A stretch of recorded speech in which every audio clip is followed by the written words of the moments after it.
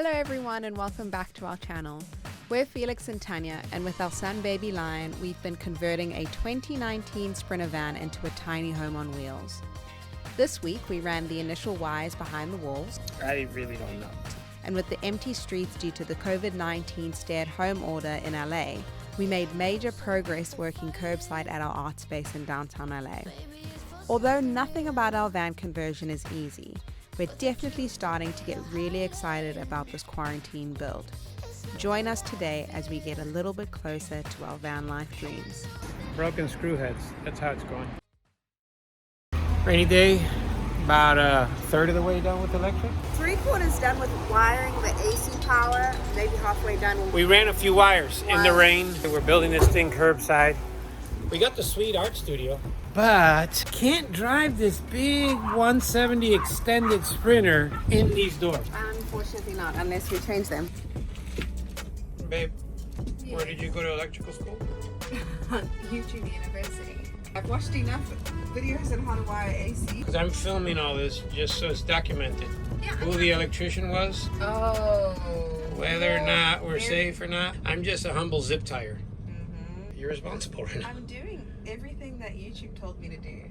Okay. I don't know if it's right. All right, YouTube, Mark Zuckerberg, you heard that. We're gonna sue you if stuff goes wrong. I really don't know. I'm the zip tie guy.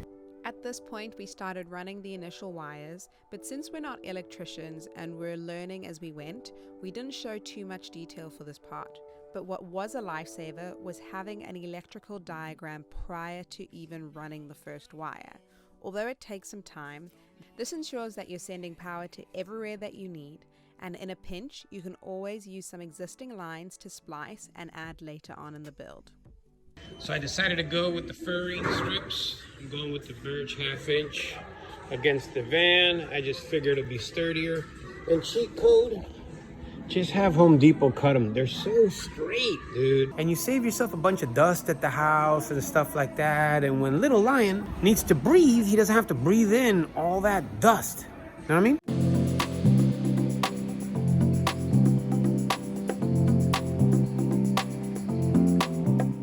So I've decided to go a little extra mile, and we're barathaning the back of the walls. And then I also cut little score strips in the birch to hopefully make it bend a little more when I wrap it to the wall. So yeah, nothing too exciting, but we are on the walls.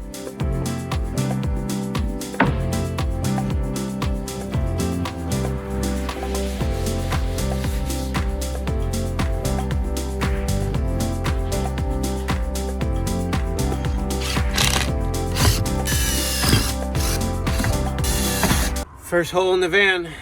I'm a little nervous, I'm not gonna lie. But we're tacking the walls on. It's so exciting!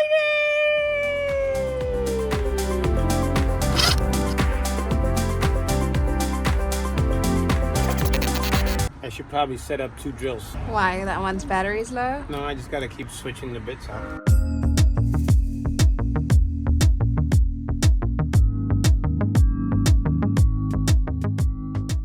So the walls got a little chubby with all the Reflectix, Insulate, and the wool and everything. So I had to score this sheet a couple more times to make it a little bit more bendable. I had to trim the top down again, and I had some notches here where the beams are.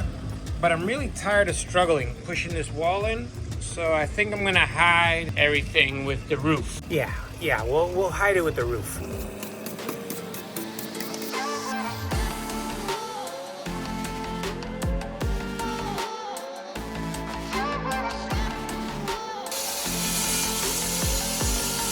If you don't have a cool track saw, you can get some clamps and clamp like a 1x3 or something that's already factory cut to help you guide your blade to stay on the line that we're trying to cut. And we didn't draw the line because this guy's gonna hold the line down.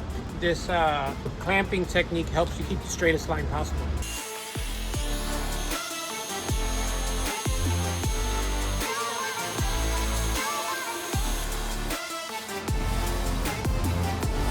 Note to self, use longer pieces of wood.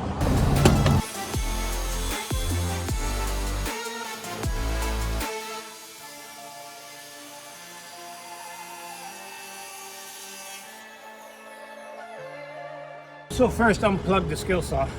Then there's a switch back here you can flick. The blade's not going through the entire wood. What it's doing is going through about half of it. This is called scoring. And you've seen me score it already. But after I put it up against the wall is like so curvy that I'm just gonna add a couple more score lines just to give it a little bit more flex towards the top. Printers start off kind of straight, but then really bent. It's like a nice ice cream cone. It's like a big ass white vanilla ice cream cone. You ever seen Mr. Softy? That guy's like the thing? Yeah.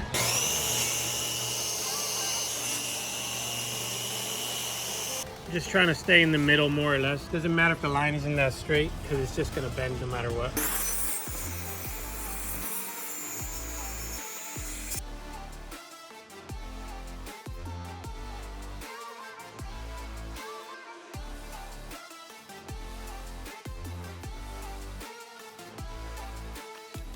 Wow, babe, how'd you get your foot so high? I'm just like really flexible.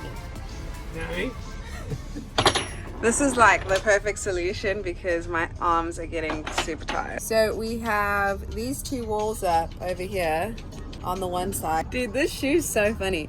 We're trying to get this side put up, and so far it's been okay, except for the fact that we keep breaking drill bits, and that's no fun, but I guess it comes with the territory. It's hard to find a thin enough drill bit that isn't too thin to where your stainless steel screw can't penetrate and open it bigger to actually get a grip. And then you find yourself having to open the initial hole so your screw can get through and just barely nudge the metal tight enough to keep a grip, and then pull the wood into place. It's like right there, it's like right in between. And then when you're jiggling sometimes, there's little drill bits break. Walls is going up. You got one shoe on. But I am that flexible if I need to. What I'm doing is I'm cutting the edge. That's that seam tight I was talking about. You can see how it's pinched in there because the angle's really sharp. And then the wedge cut kind of graciously mushes it in there.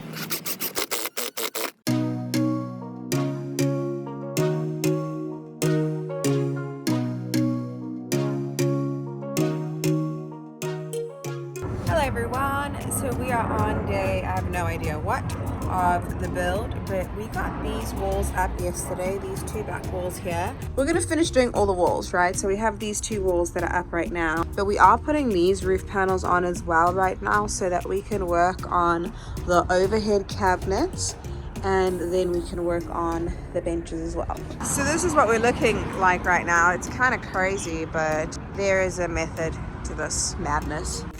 So since this back panel here has no beam like all of these beams to support the roof, we had to add a little beam and we cut it in pieces so it just curved easier. And then now we're going to attach the roof here, leaving a little tiny canal for all the wires and butt it up seam to seam real tight. And the fact that we didn't put any beams along the ceiling, we keep an extra ½ inch to an inch of height. Can you give a pro tip right now? Oh, my assistant here? You mean zip walls? If you're not familiar with zip walls are, if you need to separate a room real quick, you can extend these things up to like 12 feet and you trap a piece of fabric on top and you just, and it, you see, you hear how it goes? It goes, and then it just holds stuff up. But in this specific application, it is a dream. It is worth 2 of those Mexican dudes at Home Depot that you pay 20 bucks for. That I'm just playing. I'm Spanish. I'm allowed to say stuff like that. I love all my Mexican people. You know, I'll be throwing them dubs out when I go to Home Depot. Anyway, my wife's shoulder started hurting a little bit. And she was tired of holding stuff up. So I had to go in the closet and find the zip balls. Also, I don't know if Zip Wall's going to use this as an advertisement because I'm racist. I'm not racist, obviously. I married a black woman and I'm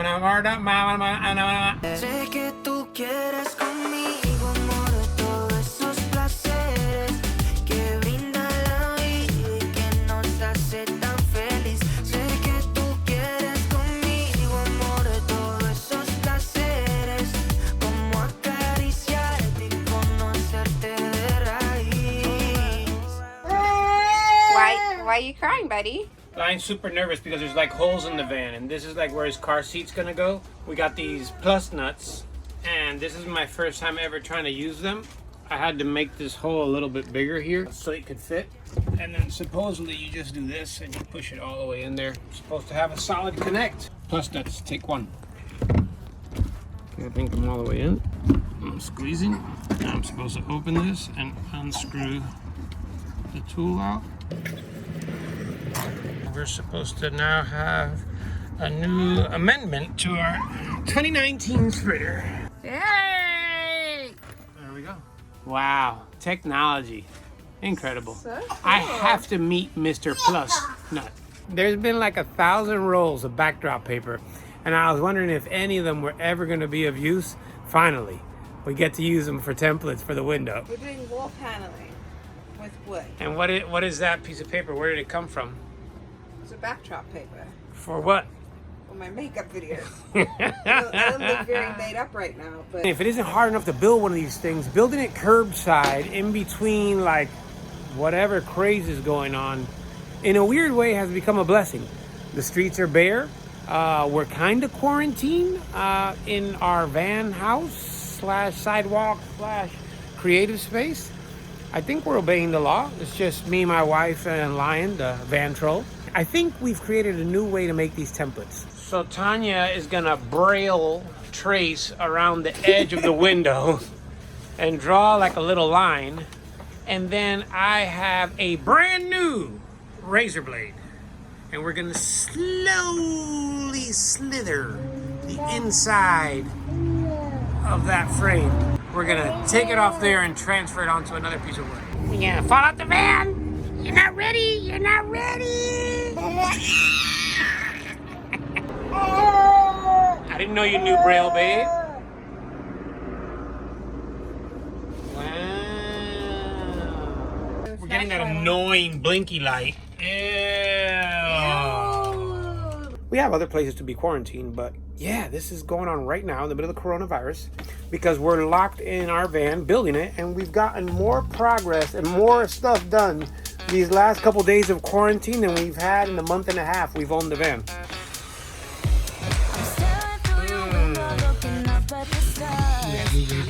When we drive across the country, Baba! For one Lion, what's wrong with your legs? Nice, Pa! Break the swinging wall, drop it down on your mom. Put it on your head. Push your mom when she's trying to make a straight line. Yeah! Destruction, baby. I should have got you a Prius instead of a Jeep. Why do you like to destroy everything? just tracing the template onto this piece of wood and hoping that I can get it close enough and straight enough so that we only cut once. Are you worried about messing up this beautiful sheet of birch? You're not doing the cutting, don't worry, I'll do it. I see you. You trying to clean up? It's not time to clean yet, we're still working. Okay, we're making some progress.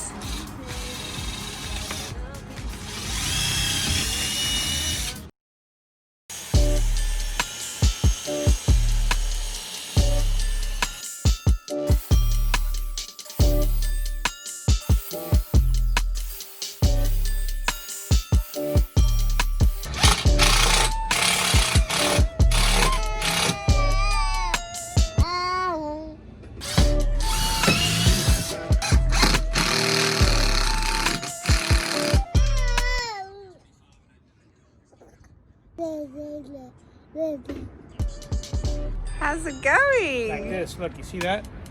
Crushing it. Broken screw heads, that's how it's going. Do you have any tips for people who are trying to install their back doors? Yeah, have a lot of screws, a lot of patience, a lot of wood filler.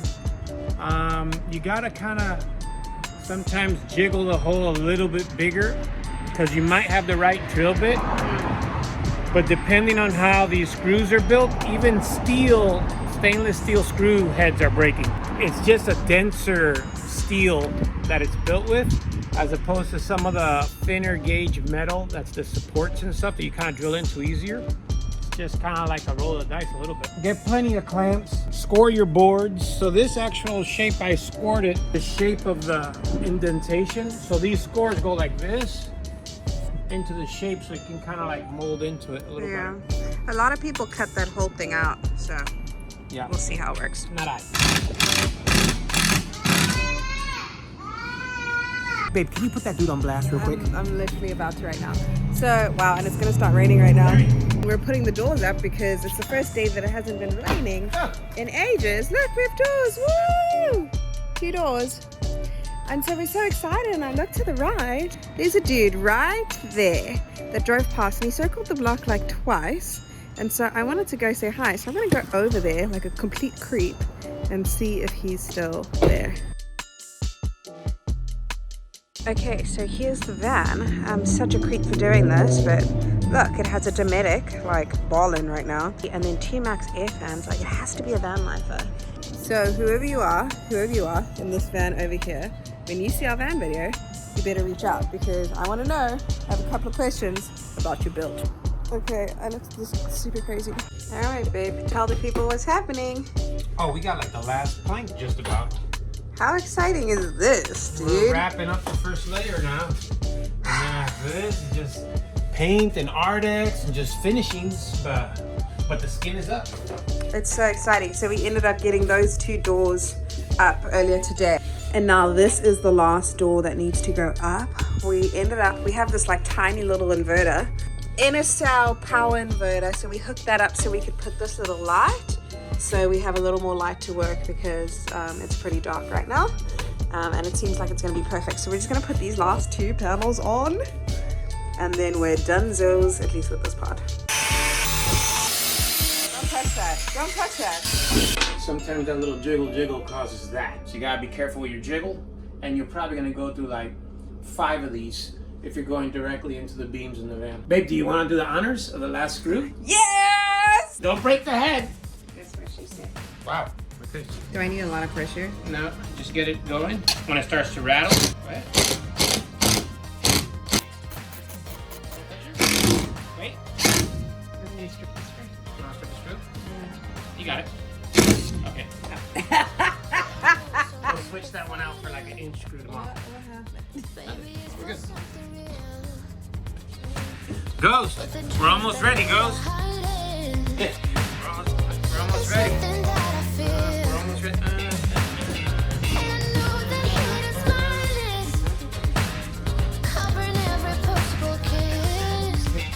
Ready for you.